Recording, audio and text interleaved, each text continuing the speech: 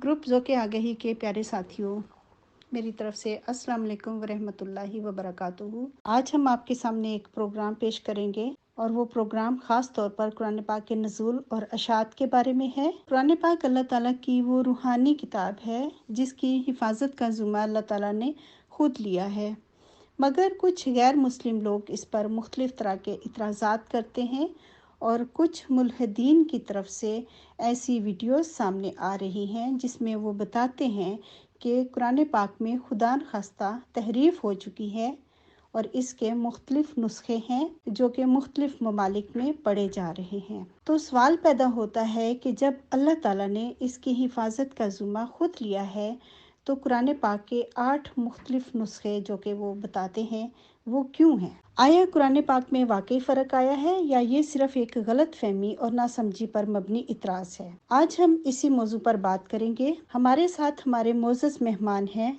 चौधरी हाफिज़ अकबर साहब और राहील इंसारी साहब। चौधरी हाफिज़ अकबर साहब, जिनको कि आप अच्छी तरह जानते हैं, ये एक एक्स अहमदी हैं और हाफिज़ भी हैं, और राहील इंसारी साहब जो कि सऊदी अरब में रहते हैं और ये अहले सुन्नत जमात को रिप्रेजेंट कर रहे हैं। तो मैं अपने इन दोनों मोअज़्ज़ज़ मेहमानों को खुश आमदीद कहती हूँ। सबसे पहले मैं दावत देती हूँ चौधरी हाफिज़ अकबर साहब को, जो कि जमात अहमदिया में रह चुके हैं और अभी एक्स अहमदी हैं। चौधरी हाफिज़ अकबर साहब, अस्सलाम वालेकुम। आप आइए और इस बारे में कुछ वजाहत कीजिए कि ये क्या चीज़ है जो कि हमें अभी सुनने को मिल रही है। जी अस्सलाम वालेकुम। शुक्रिया। ये एक वीडियो सामने आई थी चंद दिन पहले, तो उसके ऊपर राहील साहब जो है वो तबसरा करेंगे डिटेल से। और ये जो कुरान करीम की मुख्तलिफ किरात है, मैं उसकी सिर्फ थोड़ा सा इंट्रोडक्शन करवाता जाऊं कि मुसहफ़ उस्मानी जिस पे तमाम मुसलमान एग्रीड हैं, तो जो लोग कहते हैं जी मुसलमान किसी चीज़ पे एग्री नहीं होते, वो बड़ी मुबालगा राई करते हैं। हज कॉमन है, कुरान कॉमन है, और बहुत सारी चीज़ें जो हैं इस्लाम में कॉमन है। फ़िका भी ऑलमोस्ट जो है वो 19-20 के फ़र्क से जो है वो कॉमन है। जो मुसहफ़ उस्मानी है वो उस पर तमाम मुसलमान एग्रीड हैं, मगर मुसहफ़ उस्मानी जो है उसके अंदर कॉन्सोनेंट्स थे, उसके अंदर आराब नहीं थे। तो जिस तरह इंग्लिश में वावल्स होते हैं AEIOU, इस तरह अरबी में नहीं होते। अरबी में सिर्फ कॉन्सोनेंट्स होती हैं। तो जो किरात हमारे पास आई हैं, कुछ कहते हैं 7, कुछ कहते हैं 8, कुछ कहते हैं 10, जो किरात आई हैं उन सब में कॉमन चीज़ ये है कि वो मसहफ़ उस्मानी के ऊपर पाबंद है, यानी कि उसी कॉन्सोनेंट स्ट्रक्चर को, वही जो हरूफ हैं उनके ऊपर वो पाबंद है, और वो अरबी की ग्रामर के साथ मुताबिकत रखती हैं, और उनकी शवाहिद मौजूद हैं कि 100 साल 200 साल लोगों ने उस तरह डिफरेंट इलाकों में उसकी किरात की। उसके अंदर मानवी फ़र्क भी बाज़ दफ़ा आता है, बाज़ दफ़ा बिल्कुल नहीं आता। तो मगर वो मानवी फ़र्क जो है वो एक दूसरे को कॉम्प्लीमेंट करता है, ना कि उसका मुतज़ाद है, ना कि कंट्राडिक्ट करता है, उसमें तज़ाद नहीं है। तो इसके ऊपर जो है डिटेल में राहील साहब आपको जो है ना वो थोड़ा सा बताएंगे। उसके बाद इंशाल्लाह हम एक और बहस पे अगर वक़्त हुआ तो नासिख व मनसूख जो है उसकी बहस पर भी जाएंगे। राहील साहब। जी, राहील इंसारी साहब, आप भी आइए और प्लीज़ आप भी कुछ वजाहत कीजिए इस बारे में। जी अस्सलाम वालेकुम। जी बहुत शुक्रिया अकबर भाई, और ज़ायदा साहिबा आपका भी बहुत शुक्रिया। पहले तो मैं दुरुस्तगी कर दूं, मैं यहाँ पर ओमान में रहता हूँ, सऊदीया नहीं है, ये मुल्क ओमान है। सऊदीया, यमन और इमारात के बीच में ये सल्तनत है। अक्सर लोग नहीं जानते इस खत्ते के बारे में, और ये मुल्क है। ओमान में मैं रहता हूँ। दूसरा इंट्रोडक्शन तो आज़ाद इन्होंने अकबर भाई ने करा दिया है थोड़ा सा, कि बात कहाँ से शुरू हुई थी। मैं इसको मज़ीद दोनों एस्पेक्ट इसके मैं रखता हूँ पहले सामने, कि ईसाई इसको किस तरह पेश करते हैं, किस तरह पेश करने की कोशिश करते हैं, और फिल वाक़या हकीकत क्या है इसके पीछे। जी कुछ दिनों पहले जिस तरह एक वीडियो सामने आई थी, मोहतरमा ने भी हमसे पूछा था कि ये यहाँ पर कुरान के बारे में डिफरेंट कुरान को जो है उसकी टर्मिनोलॉजी जो है वो डिफरेंट कुरान लेकर वो पेश कर रहे थे कि कुरान के अंदर भी किस्में हैं, एक कुरान दूसरे से मुख्तलिफ है। और मुझे याद पड़ता है कि ये बिल्कुल अवाइल में जब नया नया मैं इंटरनेट इस्तेमाल करना शुरू किया था, 2000 की बात है, تب سے ہی یہ تبصرے قرآن کے اوپر دیکھ رہا ہوں، اور یہ وہی پرانے تبصرے ہیں جو کہ answeringislam.org کر کے ویب سائٹ ہوتی تھی، بہت بڑی ویب سائٹ تھی جو اسلام کے خلاف کیمپیننگ چلائی تھی انہوں نے، عیسائیوں نے، اس کے مختلف جگہوں پہ تھے، ہیڈ کوارٹرز تھے.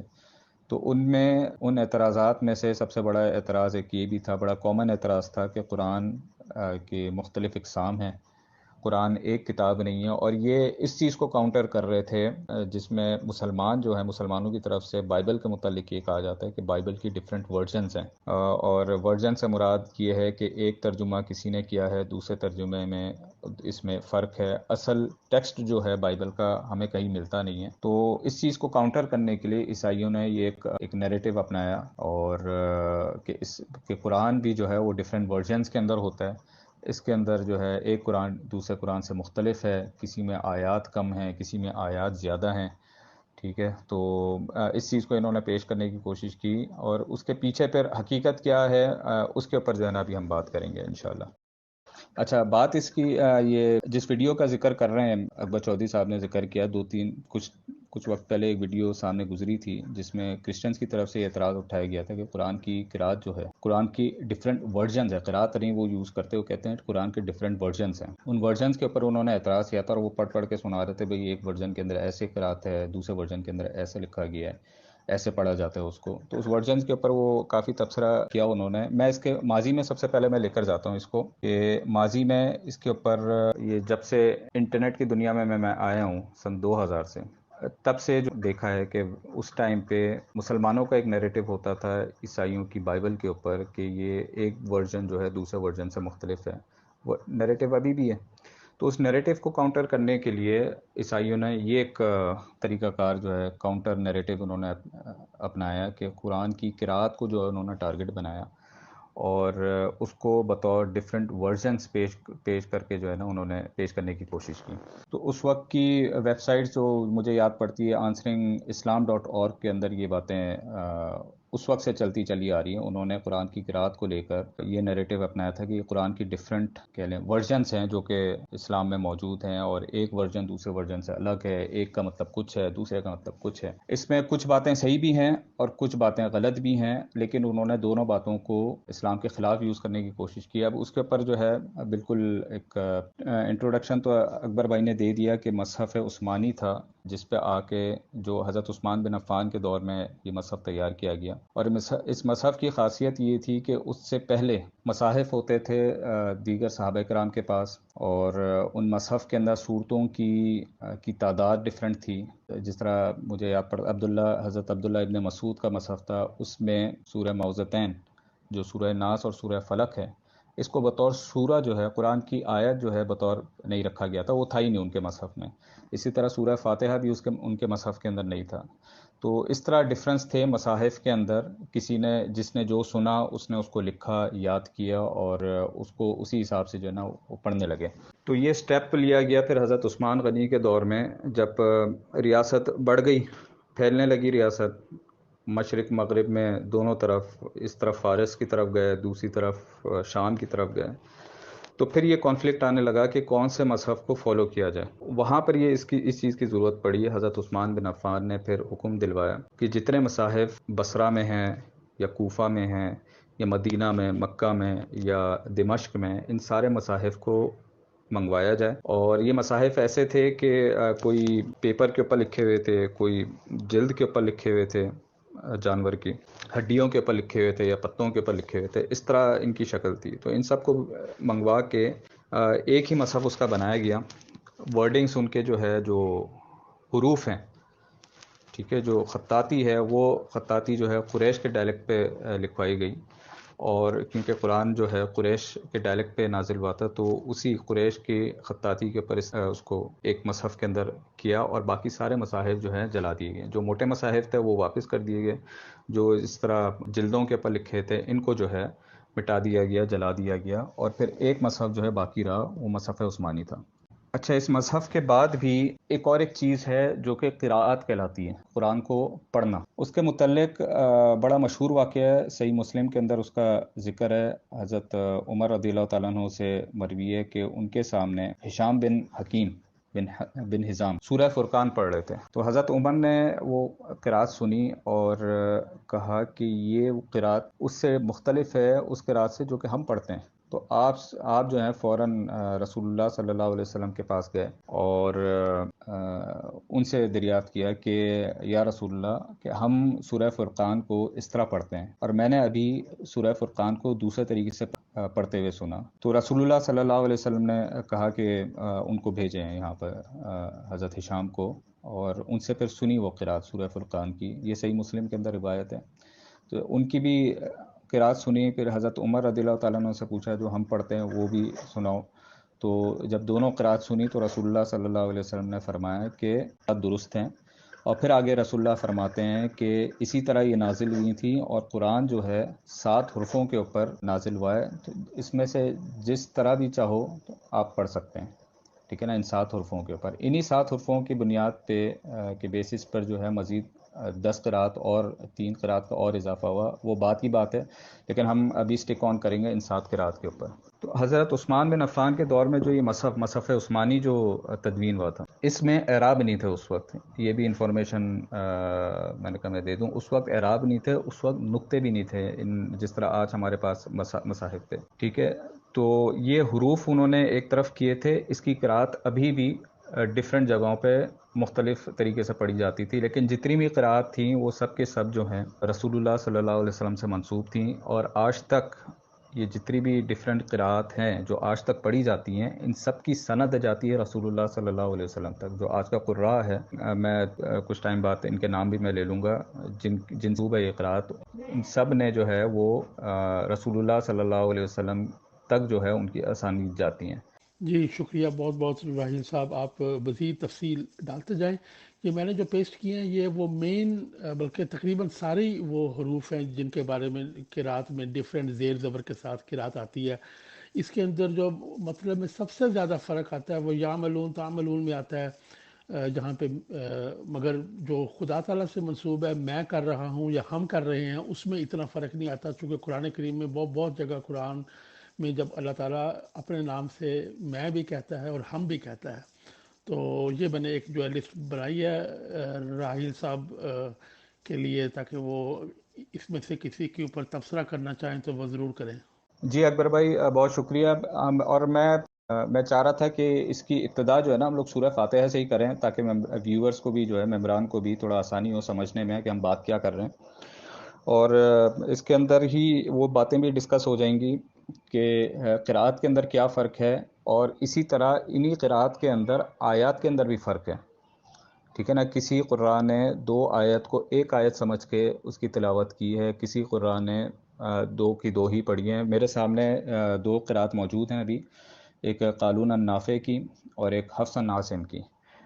تو امام حفص عن عاصم جو ہیں، امام حفص میں لکھ دیتا ہوں عربی میں، تو ان کی قرات جو ہے وہ زیادہ مشہور ہے، ورلڈ وائڈ پھیلی ہوئی ہے. سب جو ہیں جتنے بھی مصاحف ہیں اکثریت انہی کی قرات کے بیس پر اعراب کا جو ہے استعمال کرتے ہیں.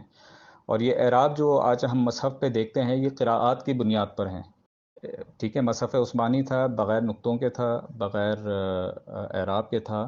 اعراب بعد میں قرات کے حساب سے لگائے گئے، جس کی جیسی قرات تھی، جس طرح حفص عن عاصم کی قرات ڈیفرنٹ تھی، اس حساب سے جو ہے وہ اعراب اس کے اوپر لگائے گئے، اور وہ پھر آیات بھی اسی حساب سے لگائی گئیں، اور پھر وہ مصحف حفص عن عاصم کر کے مشہور ہوا. اسی طرح مصحف قالون النافع ہے، وہ قالون النافع امام قالون نے جس طرح قرات کی نافع امام نافع سے جو سنی، اس حساب سے اس کے اوپر جو ہے اعراب لگیں. جی اور یہ بھی میں بتاتا چلوں کہ جو قرات جو ایک کامن قرات ہے جو کہ تقریباً 85% مسلمان 90% مسلمان جو ہیں وہ اس طرح پڑھتے ہیں. قرآن جو ہے وہ اللہ کا بیان، جس طرح انہوں نے راہیل صاحب نے حدیث سنائی کہ رسول اللہ صلی اللہ علیہ وسلم نے کہا کہ یہ دونوں قرات صحیح ہیں. تو وہ جو زیادہ تر جو دوسری قرات ہے وہ اب جن کا نام راہیل صاحب نے لیا اور ابھی یہ لیں گے، وہ زیادہ تر افریقہ میں پائی جاتی ہے. وہ مغربی افریقہ میں، شمال مغربی افریقہ میں، لیبیا، تونسیا، موراکو، اور اس کے بعد جو سینٹرل افریقہ ہے، جو سیاہ فام ممالک ہیں افریقہ کے، وہاں پر پائی جاتی ہے زیادہ تر. اور یمن کے کچھ علاقے، چونکہ یمن جو ہے وہ حجاز کے جنوب میں تھا، جو اس طرف لوگ گئے، یمن کی طرف گئے، افریقہ کی طرف گئے، اور جو لوگ شمال کی طرف آئے ان میں جو ہے وہ دو ڈفرینٹ سمتیں بنتی ہیں وہاں سے، حجاز سے۔ جی راہیل صاحب، میں آپ کو انٹرپٹ نہیں کر رہا، میں صرف بیچ میں یہ مثالیں دے رہا تھا تاکہ آپ کو مثال دینے میں آسانی ہو۔ تو آپ کا وہ سورہ فاتحہ کا ہم انتظار کر رہے ہیں۔ جی اکبر بھائی، نہیں میں اس کو انٹرپشن نہیں کہہ رہا، بلکہ یہ ایک اچھی پریکٹس ہے۔ دیکھیں قرآن کا بھی طریقہ کار کیا ہے، کیا چیز قرآن کی قرأت کو انٹرسٹنگ بناتی ہے کہ قرآن آپ دیکھیں سورہ بقرہ میں شروعات ہوتی ہے ایک خاص آیات سے مومنین کے بارے میں، اس کے بعد منافقین کے بارے میں بات ہوتی ہے، پھر اس کے بعد ایک واقعہ پیش ہو قرآن جو ہے اس کا ذکر کرتا ہے، پھر تیسری چوتھی بات ذکر کرتا ہے، پھر اس کے بعد پھر پہلی بات کے اوپر پھر واپس جاتا ہے قرآن۔ تو بیک فورتھ جب گفتگو رہتی ہے نا، موضوع رہتا ہے، وہ چیز جو ہے انٹرسٹنگ بناتی ہے ریڈرز کو، سننے والوں کو۔ تو میں آپ اس کو کنٹینیو رکھیں، اور بلکہ میں آپ کی بات کا جواب بھی دیتا رہوں گا اور اپنی بات بھی کنٹینیو رکھتا رہوں گا، تاکہ بیک فورتھ بات چلتی رہے، تو اس میں انٹرسٹ بھی رہتا ہے۔ اچھا، آپ کی اس بات میں اضافہ میں کر دوں کہ اس کا تعلق بھی جو ہے نا، یہ قرأت کا تعلق، یہ بیسیکلی کیوں یہ آج قرأت حفص عن عاصم جو ہے وہ زیادہ مشہور ہے، دیگر قرأت جو ہیں وہ اتنی مشہور نہیں ہے، بالخصوص بر صغیر میں، اور عرب ممالک میں تو یہ قالون النافع عام مل جاتی ہے، ورش قرأت ورش جو ہے وہ آپ کو مل جائے گی عرب ممالک میں۔ اور اس کی وجہ یہ ہے کہ آپ دیکھیں اسلامی جو خلافت ہے، جو سلطنتیں ہیں، وہ ڈیفرنٹ ادوار سے گزریں، بیچ میں بنو امیہ کا دور آیا، تو اس وقت یہ قالون النافع کی جو قرأت تھی یہ زیادہ مشہور تھی، ٹھیک ہے۔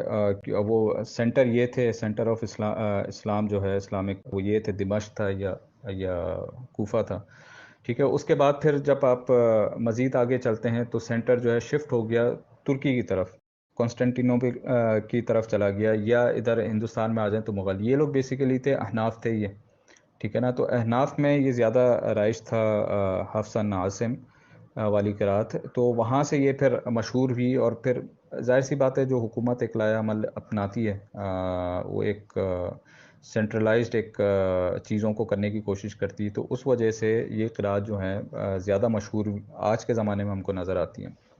ورنہ جو تاریخی کتب ہیں ان کے اندر ہم کو یہ ملتا ہے کہ یہ دیگر جو قرأت ہیں، جو بالخصوص قرأت قالون ہیں اور قرأت ورش ہیں، یہ زیادہ مشہور تھیں اس ٹائم پہ، اپنے دور میں۔ اچھا، آتے ہیں اس کی طرف، قرأت کی طرف، یہ سورہ فاتحہ کی طرف۔ بسم اللہ الرحمن الرحیم۔ اب حفص عن عاصم کے اندر یہ بسم اللہ الرحمن الرحیم جو ہے ان کی قرأت میں یہ آیت کا حصہ ہے، ٹھیک ہے۔ اس کو پہلی آیت پڑھتے ہیں، پھر الحمدللہ رب العالمین الرحمن الرحیم مالک یوم الدین، یہ قرأت حفص عن عاصم کے اندر ہے۔ مالک میم ہم اس کو کہتے ہیں کھڑا زبر، جو پاکستانی بھائی ہیں، ٹھیک ہے، مالک یوم الدین ایاک نعبد و ایاک نستعین۔ لیکن جب ہم قرأت قالون کی طرف آتے ہیں تو اس کے اندر بسم اللہ الرحمن الرحیم جو ہے وہ بطور آیت استعمال نہیں ہوئی ہے، ٹھیک ہے نا۔ پہلی آیت اس کے اندر، اس قرأت کے اندر الحمدللہ رب العالمین ہے، الرحمن الرحیم ہے، مالک یوم الدین ہے۔ حفص عن عاصم میں مالک یوم الدین ہے، جبکہ مصحف قالون کے اندر مالک یوم الدین ہے، ایاک نعبد و ایاک نستعین۔ اور اب جو فرق آ جاتا ہے وہ اس کے اندر مالک میں ہے اور ملک میں ہے۔ جی، تو یہ فرق ہے، یہ بنیادی فرق ہے جو قرأت کا فرق ہے۔ اس کو عیسائیوں نے پیش کرنے کی کوشش کی بطور ڈفرینس ان ورژنس، ٹھیک ہے، قرآن کے جس طرح ڈفرینٹ ورژن ہو گئے، جبکہ دونوں جگہ جو ہے ملک یا مالک کہیں گے آپ کہ آپ اونر ہوتے ہیں کسی چیز کے، اس کو مالک کہیں گے آپ۔ ملک جو ہے وہ کنگ کو کہتے ہیں، بادشاہ کو کہتے ہیں، ٹھیک ہے۔ تو اب دونوں ہی سیناریو کے اندر بات وہی ہے کہ اس دن کا مالک اللہ تعالیٰ ہے، اس دن کا بادشاہ اللہ تعالیٰ ہے۔ آپ اس طرح پڑھیں یا اس طرح پڑھیں، یہ دونوں ایک دوسرے کو کانٹراڈکٹ نہیں کرتی، کمپلیمنٹ کرتی ہیں۔ اس دن اکبر بھائی آپ کہہ رہے تھے کل کمپلیمنٹ، ذرا آپ ہی اس کو جو ہے نا لیٹرز ان کے ذرا ہائی لائٹ کر دیں۔ پھر آگے چلتے ہیں، ایاک نعبد و ایاک نستعین، کوئی مسئلہ نہیں، اہدنا الصراط المستقیم صراط الذین انعمت علیہم غیر المغضوب علیہم ولا الضالین۔ اب یہاں پر جو ہے نا یہ آیت صراط الذین انعمت علیہم غیر المغضوب علیہم ولا الضالین، یہ ایک آیت ہے پوری، صراط الذین انعمت علیہم سے لے کر ولا تک ایک آیت ہے حفص عاصم میں جو ہم یوزلی پڑھتے ہیں، لیکن جو قرأت قالون ہے اس کے اندر یہ دو الگ آیتیں ہیں، ٹھیک ہے نا. صراط الذین انعمت علیہم یہ ایک آیت ہے، غیر المغضوب علیہم ولا الضالین یہ دوسری آیت ہے.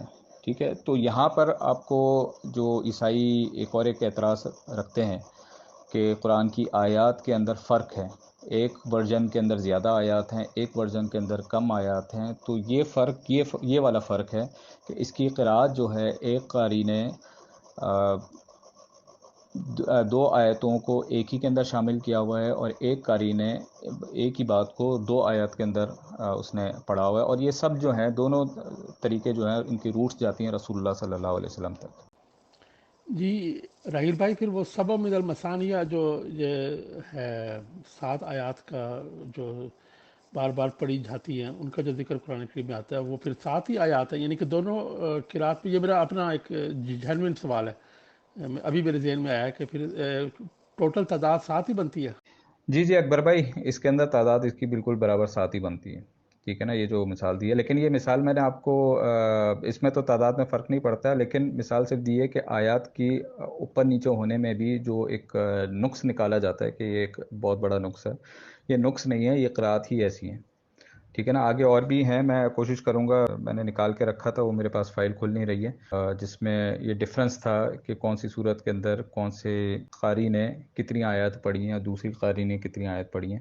میں کوشش کرتا ہوں اس کو بھی کھول لوں، لیکن فرق اس طرح آتا ہے، اگر آیات کے اندر کبھی فرق آیا بھی تو مصحف کے اندر آیات کے اندر فرق اس وجہ سے آ رہا ہے. جی ہاں، جیسا میں کہہ رہا تھا کہ آیات کے اندر فرق، تو حفص عاصم سے جب ہم پڑھتے ہیں سورہ بقرہ تو اس میں ہم کو 286 آیات ملتی ہیں، لیکن قالون النافع سے جو ہے 285 ہم کو آیات ملتی ہیں. یہ فرق ہے اس کے اندر سورہ بقرہ کے اندر. اسی طرح دیگر قرآن کی صورت کے اندر فرق ہے آیات کے اندر ان کی قرأت کے حساب سے. ایسا نہیں ہے کہ قرآن ڈیفرنٹ ہے اس کے اندر، مصحف وہی ہے. قرأت جو ہے انہوں نے 2 آیات کو ایک ساتھ ملا کر کہیں پڑھا، کہیں پر ایک آیات کو 2 یا 3 کے اندر کنورٹ کر کے پڑھا، تو یہ اس میں جو ہے فرق آ جاتا ہے. جی راہیل بھائی کو یہ جو اوپر میں نے پیسٹ کی ایگزامپلز، ان میں سے ایک دو اور ایگزامپلز دیکھیں تو اس کو ہم لپیٹتے ہیں اس موضوع کو. اس کے بارے میں کثیرن کبیرن کے بارے میں بھی اگر کچھ آپ کہہ سکیں، چونکہ یہ ایک وہ جگہ ہے جہاں پہ لفظ ہی بدل جاتا ہے مگر مفہوم آپ کے بقول نہیں بدلتا. جی اکبر بھائی، مجھے تھوڑا سا ٹائم دیں، میں انہی کو ہی میں ابھی نیکسٹ ڈسکس کرنا تھا مجھے. چلیں، آپ نے کثیرن کبیرہ کی بات کی ہے تو میں سامنے ہونا میرے تو تھوڑا ریڈنگ میں بھی آسانی رہتی ہے، میں پھر اس کے اوپر جو ہے نا کمنٹ کرتا ہوں. میں ہم نے آگے ربنا آتہم ضعفین من العذاب ولعنہم لعنا کبیرا، یہ قرأت حفص عاصم کی قرأت ہے، جس کے اندر وہ ذکر میں خلاصتاً بتا دیتا ہوں کہ ایک بڑی لعنت کا ذکر کر رہے ہیں کہ ان کے اوپر بڑی لعنت ڈالے اور ان کو کمزور کر.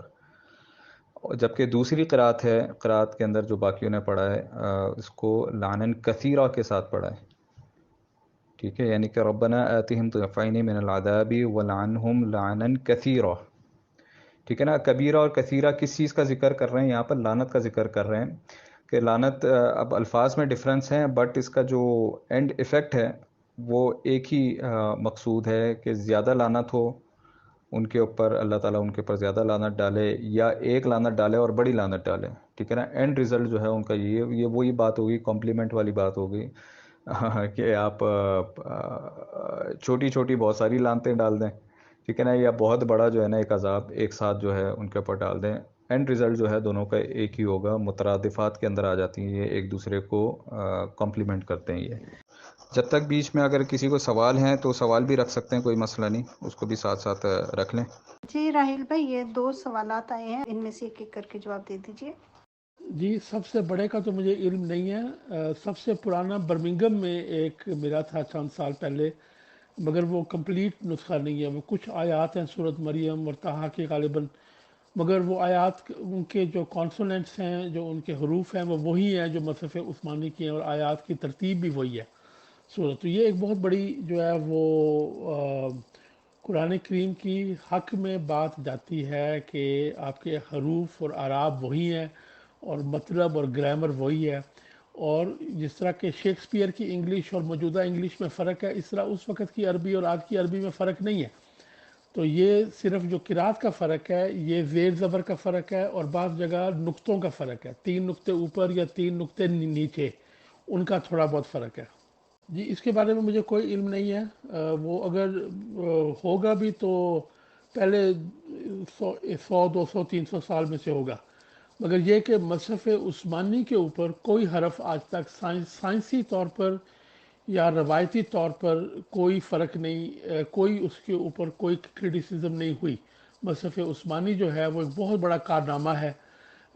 قرآن کریم کی جو ڈفرینٹ مصحف تھے ان کو اکٹھا کرنے کا اور اس کے بعد یکجاگ کرنے کا بہت ایک بڑا کارنامہ ہے. اور وہ اللہ تعالیٰ کی جو ہے کہ انا نحن نزلنا الذکر و انا لہ لحافظون، اس کے بقول کی جس طرح کہ زاہدہ صاحبہ نے شروع میں بتایا کہ قرآن کریم کی حفاظت کا ذمہ داری جو ہے وہ اللہ تعالیٰ نے خود لیا ہے. تو یہ اس کا رزلٹ ہے. اس وقت عربی کے اندر کبھی کبھی نقطے لگتے تھے، اکثر نہیں تھے ہوتے، اور یہ زیر زبر کے اعراب تو ہوتے ہی نہیں تھے. تو یہ بعد میں آئے. جب بعد میں آئے تو اس کے اندر قرات کے اندر تھوڑا تھوڑا جو ہے وہ فرق آ گیا. مگر جس طرح کہ میں نے شروع میں کہا، اسی پر میں آخری فکرہ کہتا ہوں کہ وہ 3 چیزیں ہونی ضروری ہیں. پہلی بات تو یہ کہ مصحف عثمانی کے مطابق ہو. دوسرا یہ کہ وہ عربی کی گرامر سے مطابقت رکھتا ہو، یعنی کہ مفہوم سے اور گرامر سے مطابقت رکھتا ہو، اور اس کی کوئی نہ کوئی روایات ہوں. پتہ ہو احادیث میں سے کہ یہ واقعی رسول اللہ صلی اللہ علیہ وسلم کے زمانے سے ایک گروہ لوگوں کا یا ایک روایت کے مطابق اس طرح پڑھتے تھے. تو یہ 3 چیزیں جب پوری ہوتی ہیں تو اس کے اندر ہمیں وہ اتنا فرق معلوم نہیں ہوتا. جی اس کا مجھے صحیح علم نہیں ہے کہ ترکی میں یہ مصحف وہی ہے جو مصحف عثمانی میرے خیال میں وہ نہیں ہے، لیکن قدیم مصحف ہے. ایک مصحف کچھ کہتے ہیں جو کہ برطانیہ میں بھی نکلا تھا کھدائی کے دوران، لیکن جو قدیم ترین مصحف جو ہم کو مل سکتا ہے وہ مصحف عثمانی ہی ہے. وہ اچھی موٹی ایک کتاب ہے، کافی اس کا جو ہے نا حجم بڑا ہے، کیونکہ اس وقت پیپر اس حساب سے ہوتے تھے، اس طرح نہیں ہوتے تھے جس طرح آج ہمارے پاس ہیں. بالکل جو گرامیج اس کی کم ہوتی ہے، اس کی وجہ سے اس کی حجامت زیادہ ہے. لیکن جو مجھے یاد پڑتا ہے وہ مصحف عثمانی، کیونکہ باقی سارے مصاحف جو ہیں وہ جلا دیے گئے تھے. اگر آپ مائنڈ نہ کریں تو پنجابی میں کہتے ہیں لکھ دی لعنت، یا کہتے ہیں لعنتاں بے شمار. یہ کبیرہ اور کثیرہ میں یہی مجھے فرق محسوس ہو رہا ہے. مذاق میں نہیں کہنا چاہیے، مگر یہ پنجابی کی یہ 2 کہاوتیں یاد آ گئی. جی اکبر بھائی کنٹینیو کریں، کوئی مسئلہ نہیں. بیچ میں قرات کے متعلق جو باتیں یاد آتی رہیں گی میں انشاءاللہ اس کو بھی ایڈ کرتا رہوں گا، کیونکہ یہ موضوعات جو ہیں نا، یہ دونوں موضوعات یہ کافی تفصیل طلب ہیں. یہ ایک نشست کے اندر پورے ہو بھی نہیں سکتے. بہت سارے پوائنٹس تھے جو کہ ابھی تھوڑی دیر بیٹھنے سے پہلے میرے ذہن میں تھے. غلطی میں نے یہ کی کہ لکھا نہیں ان کو، تو بیچ میں یاد آتے رہیں گے تو انشاءاللہ میں ان کو بھی ایڈ کرتا رہوں گا. آپ شروع کریں ناسخ اور منسوخ کے متعلق جو ہے آپ تمہید باندھیں، کوئی مسئلہ نہیں. جی تو یہاں پر جو ہے وہ اس کو کچھ نوٹس جو ہے وہ ہوتے ہیں، مگر یہ بہت آپ کی بات بالکل صحیح ہے کہ یہ ڈیٹیل کا جو ہے وہ ٹاپک ہے. اس کو مگر امید ہے کہ جو ہے سننے والے سامعین کو سمجھ آ گئی ہوگی کہ کس قسم کے فرق ہے. ہم نے جہاں پہ لفظی فرق ہے وہ بھی آپ کو دکھایا ہے، جہاں پہ زیر زبر کا فرق ہے وہ بھی دکھایا ہے. اب یہ کبیرہ کثیرہ میں نقطوں کا فرق ہے، اور ملک اور مالک میں جو ہے وہ مفہوم وہی ہے. بادشاہ ہے یا وہ مالک ہے. بادشاہ ملک کا مالک ہوتا ہے، خلِّلَّهُ ممالک الملکی وہاں بھی آتا ہے، یعنی کہ دونوں لفظ قرآن کریم میں جو ہیں وہ موجود ہیں. تو اب ہم بات کرتے ہیں ایک اور چیز کی جس کے اوپر راہیل صاحب کے اور میرے مختلف خیالات ہیں، تو وہ ہے ناسخ و منسوخ. تو اس کے اوپر تھوڑی سی بات کرتے ہیں جب تک وقت ہمارے پاس ہے. ان دونوں موضوعات میں کون سی کڑی کامن ہے؟ وہ کڑی جو کامن ہے وہ یہ ہے کہ یہ وہ غیر مسلم اور ملحدین قرآن کریم کی جو کے اوپر اعتراض کرتے ہیں. قرآن کریم اسلام کا سب سے بڑا اثاثہ ہے نبی کریم صلی اللہ علیہ وسلم کے بعد. تو وہ جو اثاثہ ہے اور جو اس کی انوائلبلٹی ہے، اور جو قرآن قلم کے سے شروع ہوا، پہلی صورت کے اندر جو ہے قلم کا اور لکھنے پڑھنے کا ذکر ہے، وہ قرآن ایسے محفوظ رہا چونکہ یہ اس دور میں آیا جب کہ چیزیں قلم کے ذریعے محفوظ کر لی جاتی تھیں، تو پھر اس قرآن کریم کی حفاظت کا اللہ تعالیٰ نے خود وعدہ کیا، تو اس کے اوپر اٹیک کرنا بہت بڑا اٹیک ہوتا ہے۔ تو اس لیے اس کو جو ہے، اور وہ مسلمانوں کو بھی ان کے دل کو جا کے وہ بات لگتی ہے، ہائے قرآن میں فرق آ گیا۔ تو ایسی کوئی بات نہیں ہے، یہ صرف یہ جو ہے نا بڑا امید ہے کہ جو ہے وہ ہم بات کو واضح کر سکے ہوں گے۔ اور اب ہم آتے ہیں دوسرے ایسے ٹاپک کے اوپر۔ اب جو دوسرا ٹاپک ہے وہ ہے کہ قرآن کریم کی بعض آیات کو دوسری آیات نے منسوخ کیا۔ تو پہلے اگر اجازت راہیل صاحب نے دے دی ہے کہ میں اپنا تھوڑی تمہید کر دوں اور تھوڑا جو ہے وہ اپنا موقف بھی بیان کر دوں۔ اب یہ ہے کہ جماعت احمدیہ قادیانیہ کا موقف جو ہے وہ بھی ناسخ و منسوخ کے خلاف ہے، مگر جو میرا موقف ہے احمدیت چھوڑنے کے بعد، ٹھیک ہے میں یہ نہیں کہتا کہ وہ وہیں سے آیا، وہ وہیں سے آیا ہوگا ٹھیک ہے، مگر میں اس کو اس پوائنٹ آف ویو سے سپورٹ نہیں کرتا۔ مسلمانوں کے اندر بھی تنسیخ کا جو ہے، ناسخ و تنسیخ کا مطلب ہوتا ہے ایبروگیٹ کرنا۔ اب ایک قانون آتا ہے، حکومت قانون نافذ کرتی ہے کہ چوری کی سزا 2 سال قید ہوگی، پھر وہ کہتی ہے نہیں جی یہ ہم فلانے ایکٹ کو منسوخ کر کے تو چوری کی سزا 3 سال قید کر رہے ہیں، وہ پچھلا کل عدم سمجھا جائے۔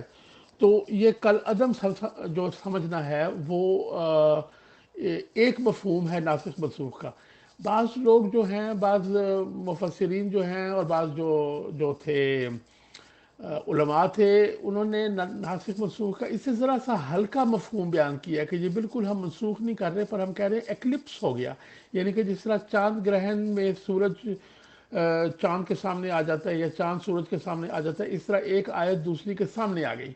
مگر میں اس کے بارے میں کیا کہتا ہوں، میں اس کو بتا کے تو پھر رحیل صاحب کے لیے چھوڑتا ہوں میدان۔ تو جو آیات کی تنسیخ کرتے ہیں اس کی بنیاد سورہ بقرہ کی آیت ہے ما ننسخ من آیت او ننسیھا نأتی بخیر منہا او مثلھا، کہ ہم کوئی آیت منسوخ نہیں کرتے یا ہم تمہیں بھلا نہیں دیتے اس کو، آیت کو، اے رسول، جب تک کہ ہم اس سے بہتر آیت نہیں لے آتے۔ تو میرا اس کا جو ہے میرے نزدیک اس کا مطلب یہ ہے کہ وہ آیت جو ہے وہ پھر اس کا حصہ ہی نہیں بنتی، وہ قرآن کریم کا حصہ ہی نہیں بنی، یعنی کہ وہ کوئی ان کو وحی ہوئی اور اس وحی کے بعد کوئی اور وحی آ گئی۔ بس 2 مثالیں دے کر تو I will turn the floor over to Raheel صاحب۔ المشہور یہ 20 جگہ ہیں قرآن کریم کی، 20 جگہ پہ جہاں پہ کہ کہا جاتا ہے کہ تنسیخ ہوئی۔ اب میں اس کا ایک میری وہ مثالیں ہوتی ہیں وہ اتنی ادبی نہیں ہوتی، تھوڑی سی مزاحیہ ہوتی ہیں، تو وہ اگر آپ ایک انجینئر کو کہیں، ایک میکینیکل انجینئر کو کہیں کہ دیوان غالب کے اندر جو ہے وہ کنٹراڈکشن ڈھونڈو یا دیوان غالب کی تصحیح کرو، تو وہ انجینئر کیا کرے گا؟ قرآن کریم صرف ایک قانونی کتاب نہیں ہے، اگر اس کو قانونی کتاب سمجھا جائے تو پھر یہ ناسخ منسوخ کی حیثیت آتی ہے کہ قانون کے اندر یہ کہتے ہیں یہ قانون اس قانون کو منسوخ کر رہا ہے۔ مگر قرآن کریم ایک شاعرانہ کتاب بھی ہے، شاعرانہ سے مراد نعوذ باللہ وہ نہیں کہ اس میں شعر ہے، مطلب کہ وہ ایک ایبسٹریکٹ کتاب ہے، اس کے اندر مفہوم ایبسٹریکٹ طور پر بھی جو ہے وہ موجود ہے۔ تو میں 2 مثالیں دے کر اس کو جو ہے وہ اپنی بات کو فنش کرتا ہوں۔ تو قرآن کریم میں جو پہلی مثال یہاں پہ آتی ہے کہ قرآن کریم میں آتا ہے فَلَنُوَلِّيَنَّكَ قِبْلَةً تَرْضَاهَا، کہ تم جس طرف چاہے تم اپنا رخ کر لو، اپنا قبلہ جس طرف مرضی کر لو۔ پھر قرآن کریم میں آتا ہے وَلِلَّهِ الْمَشْرِقُ وَالْمَغْرِبُ فَأَيْنَمَا تُوَلُّوا فَثَمَّ وَجْهُ اللَّهِ، کہ اللہ کا ہی مشرق اور مغرب ہے، تم جس طرف چاہو تم اپنا جو ہے نا وہ رخ کر لو۔ اور جو پہلی آئی تھی اس میں ہے فَوَلِّ وَجْهَكَ شَطْرَ الْمَسْجِدِ الْحَرَامِ، تم اپنا منہ جو ہے وہ مسجد الحرام جو مکہ میں ہے اس کی طرف منہ کر لو۔ تو میرے خیال میں اس کے اندر کوئی تضاد نہیں ہے کہ جس طرف مرضی منہ کر لو اللہ، مطلب کہ یا پھر تم مسجد مکہ کی مسجد کی طرف جو ہے وہ اپنا رخ پھیر لو، اس میں کوئی تضاد نہیں ہے، چونکہ یہ قرآن تمام زمانے کے لیے آیا تھا۔ اب اس وقت کے لوگوں کو کیا پتا تھا کہ ہم نے کبھی جہاز میں ہونا ہے، جہاز میں ہم نے نماز پڑھ رہے ہونا ہے، ہمارا منہ کبھی اس طرف ہونا ہے کبھی اس طرف ہونا ہے، اور وہ پھر ہماری نماز ہی نہ ہوتی اگر ہم مکہ کی طرف ہمارا منہ نہ ہوتا۔ تو اللہ تعالیٰ نے یہ کہہ کر ہمارے لیے ایک مستقبل کی آسانی پیدا کر دی کہ اپنا رخ جو ہے وہ مسجد الحرام کی طرف ہی رکھو، جو مکہ کی مسجد ہے خانہ کعبہ کی طرف ہی رکھو اپنا رخ، مگر کسی طرف بھی امر مجبوری یا کسی حالات میں، یا تمہیں اگر رخ کا نہیں پتا تو کسی طرف بھی منہ کر لو، تو اللہ تو ہر طرف موجود ہے. تو ان دو کے اندر مجھے تو کوئی کانٹراڈکشن دکھائی نہیں دیتی. پھر دوسری مثال یہ ہے کہ وہ اپنی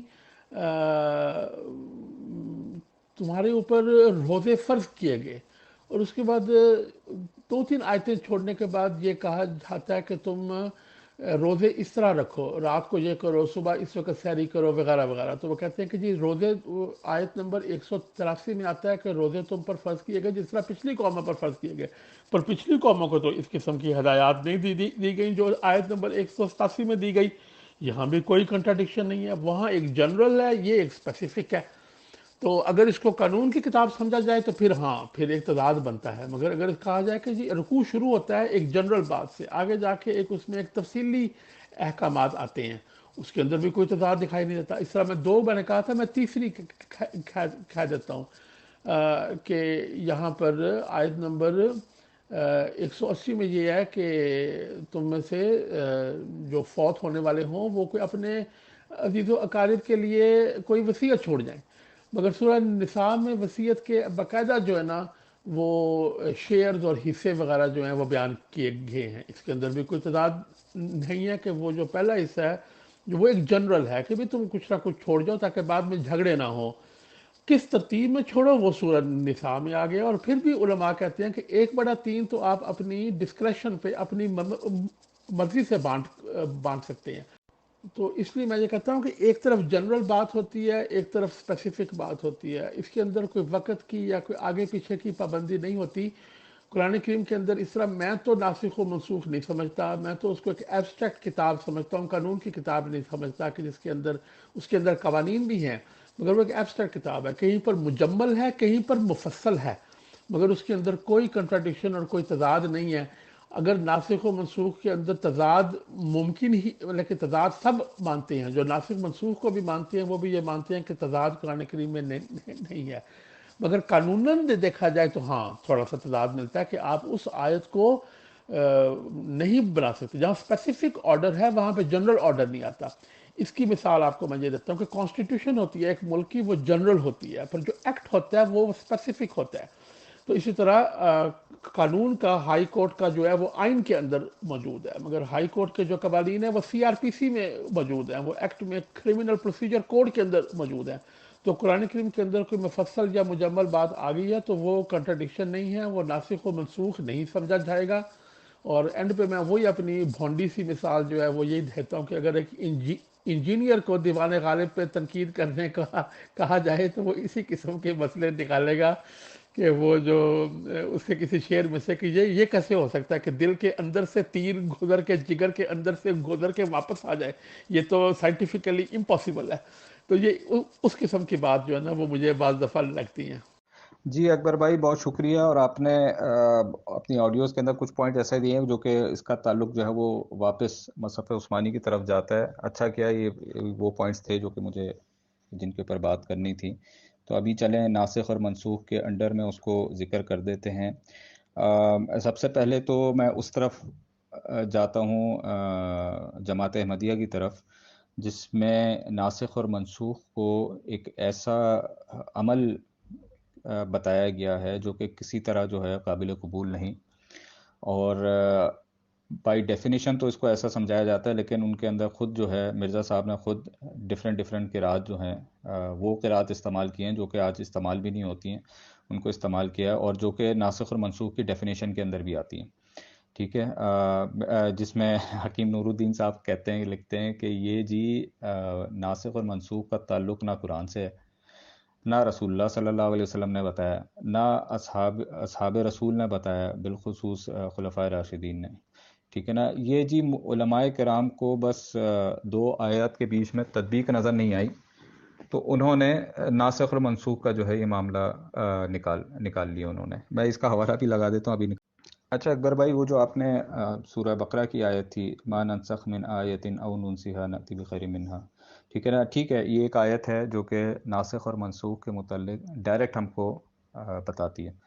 ٹھیک ہے، اسی طرح اور بھی آیات ہیں جیسا سنقرئک فلا تنسا، البتہ ہم آپ کو پڑھائیں گے پھر آپ بھولیں گے نہیں، الا ما شاء اللہ، سوائے اس کے کہ جو جسے اللہ بھلانا چاہے، انہ یعلم الجہر وما یخفی۔ اسی طرح اللہ تعالیٰ دوسری جگہ فرماتا ہے اذا بدلنا آیۃ مکانا آیہ واللہ اعلم بما ینزل، اور جب ہم ایک آیت کی جگہ دوسری بدلتے ہیں اور اللہ خوب جانتا ہے جو وہ اتارتا ہے۔ اسی طرح اللہ تعالیٰ فرماتا ہے یمحو اللہ ما یشاء ویثبت وعندہ ام الکتاب، اور اللہ جو چاہے وہ موقوف کر دے اور جسے چاہے باقی رکھے، اور اس کے ہاتھ میں، اس کے پاس ہے ام الکتاب ہے، ٹھیک ہے نا۔ تو یہ آیات ہیں جو کہ اس طرف اشارہ کرتی ہے ناسخ اور منسوخ کی طرف۔ اب یہ ناسخ اور منسوخ ہے کیا، بائی ڈیفینیشن کیا ہے، اور لوگوں کے ذہن میں کیا آتا ہے، اس چیز کو آئیڈینٹیفائی کرنا بھی ضروری ہے۔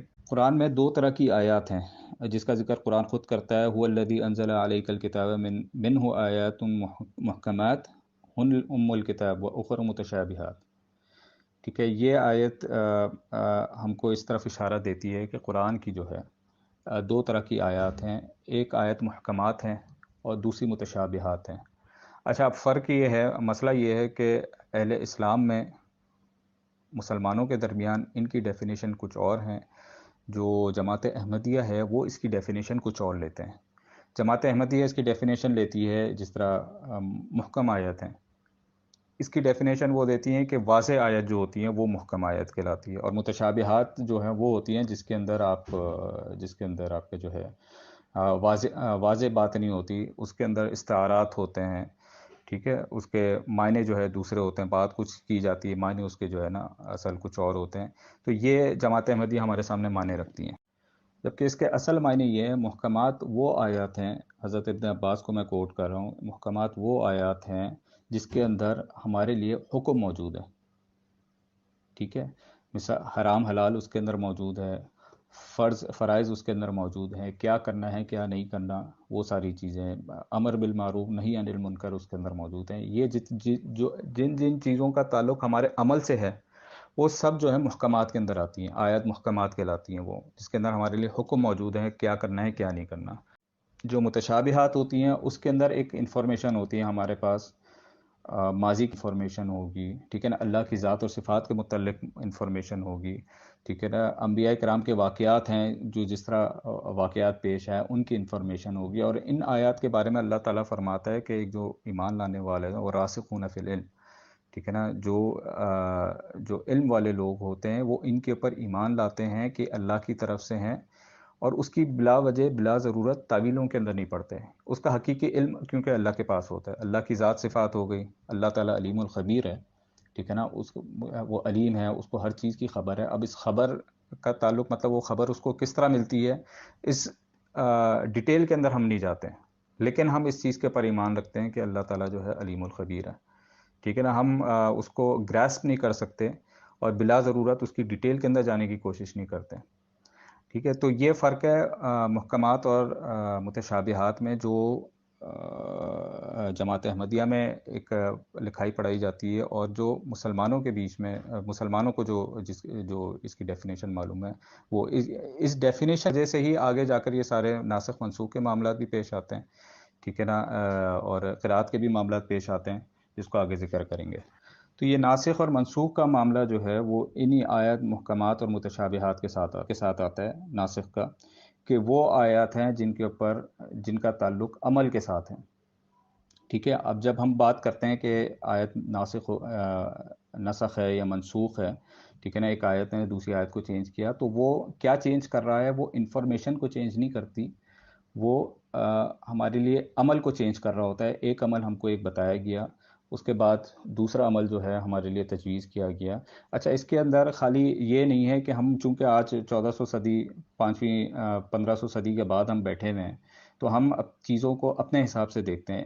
ان آیات کا اطلاق جو ہے وہ ظاہر سی بات ہے جب آیت نازل بھی اس دور سے بھی ہوتا ہے، ٹھیک ہے، اس آیت کا جب نزول ہوا، فلاں آیت کا نزول ہوا، اس کا اطلاق اس دور میں صحابہ کرام میں کس طرح ہوا، رسول اللہ صلی اللہ علیہ وسلم نے کس طرح کیا، ہم اس کو بھی دیکھتے ہیں، ٹھیک ہے۔ اور کیونکہ یہ تدریجاً ہمارا دین نازل ہو رہا تھا، جس طرح مثال کے طور پہ شراب کی حرمت کی جو آیت ہے، جس کے اندر ایک آیت یہ ہے کہ اس کے اندر ہم کو بتایا جاتا ہے کہ اس کے اندر منافع کم ہے، اس میں نقصان زیادہ ہے، ٹھیک ہے نا، شراب کے متعلق۔ یہ وہ ٹائم تھا جب شراب حلال تھی۔ آج تو ہم اس دور میں پیدا ہوئے ہیں جس میں شراب جو ہے ہم کو بچپن سے ہی معلوم ہے حرام ہے، ٹھیک ہے۔ تو ہمارے لیے اس چیز کو، اس آیت کو پڑھ کے ہم دوسرا نتیجہ نکالتے ہیں، لیکن جب یہ آیت اس ٹائم پہ نازل ہوئی تھی، اس وقت چونکہ شراب جائز تھی، حلال تھی، ٹھیک ہے نا، اور اللہ تعالیٰ اس کے نقائص ہم کو بیان کر رہا تھا، تو وہاں پر اس آیت کو بطور جائز جو ہے استعمال کیا جاتا تھا۔ اس کے بعد جب آیت اس کی جب دوسری آیت نازل ہوئی شراب کی حرمت کے متعلق، تب جا کر ہم اس کو جو ہے انہوں نے اس کو امپلیمنٹ کیا کہ جو شراب اس آیت کی وجہ سے حرام تھی، حلال تھی، اور اس کے اندر ایک جائز کا جو ہے وہ ایک عنصر موجود تھا۔ اب جو ہے دوسری آیت آ گئی ہے جس کے اندر اس کو منع کیا جا رہا ہے، تو یہاں پر اس آیت کو اس آیت سے منسوخ کیا گیا، ٹھیک ہے، دوسری آیت کو اس آیت سے منسوخ کیا گیا جس میں شراب کی حرمت کا ذکر ہے۔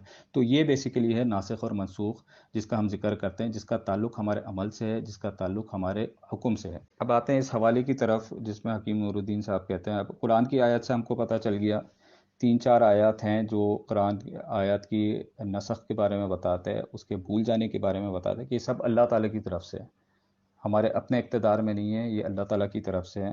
اچھا، اس کے اندر جو انہوں نے بات کی کہ بھائی صحابہ کرام کے دور میں ایسا کچھ نہیں ہوا، اور رسول اللہ صلی اللہ علیہ وسلم کے دور میں کچھ نہیں ہوا، اس کو میں لے کر آتا ہوں مصحف کی طرف۔ جب مصحف عثمانی تدوین ہو رہی تھی، اس متعلق جو ہے ایک واقعہ پیش آیا تھا، اس کا میں ذکر کرتا ہوں۔ جی، حضرت عبداللہ ابن زبیر سے مروی ہے، وہ کہتے ہیں کہ انہوں نے حضرت عثمان بن عفان سے کہا، مصحف کی تدوین ہو رہی تھی، مصحف کو اکٹھا کیا جا رہا تھا، وہ کہتے ہیں کہ والذین یتوفون منکم ویذرون ازواجا، یہ جو آیت ہے، یہ سورہ بقرہ کی آیت 240 ہے، ٹھیک ہے۔ اس آیت کو تو دوسری آیت نے منسوخ کر دی ہے، تو ہم اس کو کیوں لکھ رہے ہیں؟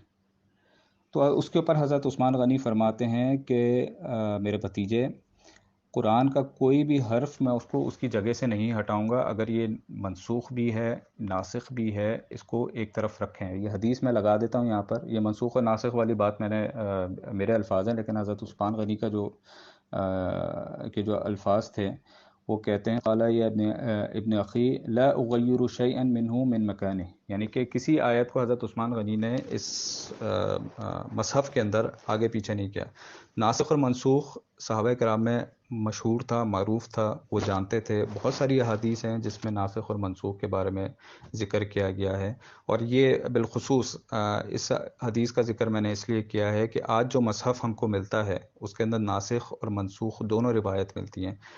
اس کی وجہ یہی ہے کہ حضرت عثمان غنی رضی اللہ تعالیٰ عنہ نے یہ موقف اپنایا تھا کہ جو آیت موجود ہے، پڑھی جاتی ہے، اس کو جو ہے اسی جگہ پہ رکھا جائے، اس کو جو ہے اس مصحف کے اندر شامل کیا جائے، چاہے وہ منسوخ ہو چاہے وہ ناسخ ہو۔ یہی وجہ ہے حضرت علی رضی اللہ تعالیٰ عنہ نے آگے جا کر ایک ان کے حوالے سے بھی واقعہ وہ بھی میں ذکر کرتا ہوں۔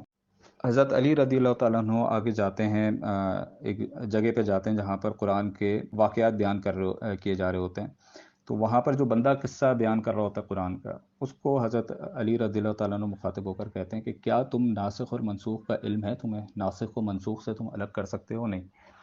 اس نے بیان کیا مجھے نہیں علم اس کا۔ تو حضرت علی نے اس کے متعلق فرمایا کہ یہ بندہ خود بھی ہلاک ہوا اور اس نے دوسروں کو بھی ہلاک کیا، کیونکہ ناسخ اور منسوخ، جیسے اوپر حضرت ابن عباس کا بالخصوص اس کے اوپر قول موجود ہے کہ ناسخ اور منسوخ قرآن کے علوم میں سے ایک علوم ہے، اگر آپ کو اس کا فرق نہیں پتہ ہوگا، ٹھیک ہے، آپ ساری چیزیں گڈمٹ کر جائیں گے۔ آج تو ہم بالکل ایزیلی بیٹھ کے ایک بات کر دیتے ہیں نا کہ بھائی کیونکہ ہمارے پاس ساری چیزیں سینٹرلائزڈ فارم میں ہم کو مل رہی ہیں، ٹھیک ہے نا، اس کو فیڈ کرانے کے لیے ہم کو بچپن سے جو ہے نا ساری چیزیں موجود ہیں، لیکن اس دور میں ان چیزوں کا نفاذ ہونا تھا، ٹھیک ہے۔ تو قرآن کو ناسخ اور منسوخ اگر اس ٹائم پہ فرق نہیں ہوتا، یہ علوم آگے نہیں لے کر آتے، تو لوگوں نے مکس اپ کرنا تھا اور اپنی مرضی سے جو ہے سارے اصول اپنے بیان کرنے تھے اور اس کو اپلائی کرنا تھا۔ اور اس دور کی مثالوں میں سے ایک موٹی مثال جو مجھے نظر آتی ہے، یہ بھی صحیح بخاری کی حدیث ہے، بات کی کہ جب یہ آیت وعلی الذین یطیقون فدیۃ طعام مسکین، ٹھیک ہے، جب یہ آیت نازل ہوئی تھی، یہ بھی سورہ بقرہ کی آیت 184 ہے، جب یہ آیت نازل ہوئی تھی تو جس کا دل چاہتا تھا وہ روزہ رکھتا تھا، اور جس کا دل چاہتا تھا وہ فدیہ دے دیا کرتا تھا. ٹھیک ہے، تو یہ آیت کی وہ اپلیکیشن تھی اس ٹائم پہ. ابھی آج تو ہم کو تو نہیں معلوم نا، ہم تو یہ آیت پڑھتے ہیں چونکہ ہم کو ہمارا عمل جو ہے وہ ٹوٹلی ڈفرینٹ ہے آج کے دور میں. لیکن اس وقت اس آیت کو لے کر یہ عمل ہوتا تھا کہ جس کا دل چاہتا تھا وہ فدیہ دیتا تھا، جس کا دل چاہتا تھا وہ روزے رکھتا تھا. لیکن پھر اس کے بعد آگے جا کر دوسری آیت نازل ہوئی جس نے اس حکم کو منسوخ کیا. ٹھیک ہے، اب یہ منسوخ کرنا ہمارے لیے آج تو ہم بالکل ایزیلی کہہ سکتے ہیں کہ یہ اس میں تو زیادہ فرق نظر نہیں آتا، لیکن اس کی اپلیکیشن جو ہے اس وقت اتنی مطلب ڈفرینٹ تھی آج کے دور سے، کہ اس آیت کے نزول کے وقت لوگوں نے یا تو فدیہ دیتے تھے یا تو کھانا کھلاتے. یہ اگر آج اپلائی کریں آپ دیکھیں سینیریو بالکل ڈفرینٹ ہوگا. وہ سینیریو اس ٹائم پہ ہوتا تھا. پھر جب دوسری آیت نازل ہوئی تو لوگوں نے رمضان کے باقاعدہ روزے رکھنا شروع کیے.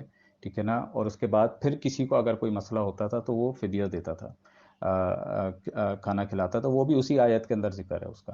ٹھیک ہے نا، تو یہ ایک ایگزامپل میں دے رہا ہوں اپلیکیشن آیات کی اس ٹائم پہ رسول اللہ صلی اللہ علیہ وسلم کے دور میں کس طرح اس کی اپلیکیشن ہوتی تھی. آج تو ہم ایزیلی کہہ سکتے ہیں، بہت ساری باتیں کر سکتے ہیں، لیکن اس کی امپلیمنٹیشن ڈفرینٹ تھی اس دور میں. اور اس امپلیمنٹیشن کو دیکھتے ہوئے ہی آگے دوسری قرآن کی آیت جو ہیں وہ آئیں. انہوں نے پچھلے احکامات کو منسوخ کیا، اور کہیں پر سختی آئی، کہیں پر آسانی آئی. تو یہ معاملات رہے. جی اکبر بھائی، آپ کو اگر کچھ ہے سوال اس کے اوپر تو ضرور کریں. باقی ناسخ اور منسوخ کا جو بیک گراؤنڈ ہے نا وہ میں نے مختصر ڈالا ہے کہ اس کا تعلق جو ہے احکامات کے ساتھ ہے، اور احکامات وہ آیت محکمات و متشابہات کو ہم کس طرح لیتے ہیں، مسلمان کس طرح لیتے ہیں، اس کی امپلیمنٹیشن کس طرح ہے. اس تناظر میں جو ہے آیت ناسخ اور منسوخ آیات کا جو ہے نا وہ ہم کو ملتا ہے. باقی جو جماعت احمدیہ ہے، انہوں نے میرے خیال میں مجھے ان کی سمجھ میں نہیں آتی. یہ ایک طرف ایک بات کرتے ہیں، دوسری طرف دوسری بات کرتے ہیں. حکیم نور الدین صاحب نے تو پوری بات اس طرح کی لکھ دی کہ یہ تو علماء کے بیچ میں معاملہ تھا، ایک آیت کی دوسری آیت سے تطبیق نظر نہیں آئی تو انہوں نے ڈال دیا. اب مختلف اشکالات ہو سکتی ہیں، جس طرح آپ کے ذہن میں اشکالات ہیں اس کی نوعیت ڈیفرنٹ ہے. ان کے پاس جو ہے حالانکہ وہ پہلے خود جو ہے حدیث کا علم بھی رکھتے تھے، لیکن ان کی نظر سے یہ چیزیں نہیں. تو میں کہتا ہوں کہ انہوں نے تو باقاعدہ پروپیگنڈا اس کے خلاف جو ہے قرآن کے خلاف جو ہے یہ بنایا، جبکہ آیات ناسخ اور منسوخ. اور میں آپ کو بتاؤں اس کے اندر اہل سنت اور شیعوں کے اندر جتنے اختلافات ہیں، میرے خیال میں اس کے اوپر بھی اختلاف نہیں ہے. نوعیت اس کے اوپر اختلاف ہو سکتا ہے کہ کون سی آیت نے کس کو منسوخ کیا، لیکن ناسخ اور منسوخ قرآن کے علوم میں سے بنیادی علوم جو ہے وہ سمجھا جاتا ہے. جی راہیل صاحب، بہت بہت شکریہ آپ کا. آپ نے بہت جو ہے اچھی طرح بیان کیا ہے، اور میرے پوائنٹ میں بھی میری سمجھ میں بھی آج ایک اضافہ ہوا ہے تھوڑا سا، کہ جو کرنٹ لا ہے اس کے مطابق ناسخ و منسوخ جو اگر اس کو کیا جائے تو وہی بات، میری والی بات اور آپ کی بات میں مطابقت دکھائی دیتی ہے کہ قانوناً تو کہ یہ آج کا لاگو قانون یہ ہے، مگر جو اس کے پیچھے ایک مجمل بات تھی اور بعد میں ایک مفصل حکم آیا، تو وہ مفصل حکم بہرحال اس کی تشریح کرتا ہے، یا اسی کو جو ہے وہ لاگو سمجھا جائے گا. تو حکم محکمات میں حکم کا جو معنی ہے، میں یہاں پہ ایگری نہیں کرتا. محکمات کے اندر ایک پکی بات بھی ہوتی ہے جو کہ اسٹیبلشڈ بات ہو، وہ بھی ہوتی ہے، اور ایک حکم بھی ہوتا ہے. اور متشابہ بات جو ہے وہ تھوڑی سی مجمل بھی ہوتی ہے، اور تھوڑی سی اس میں تشبیہ استعارہ بھی ہوتا ہے. تو وہاں پہ میں تھوڑا سا یعنی کہ 5% ذرا سا آپ سے اختلاف کرتا ہوں، پر میری سمجھ میں اضافہ ہوا ہے آج. شکریہ بہت بہت آپ کا.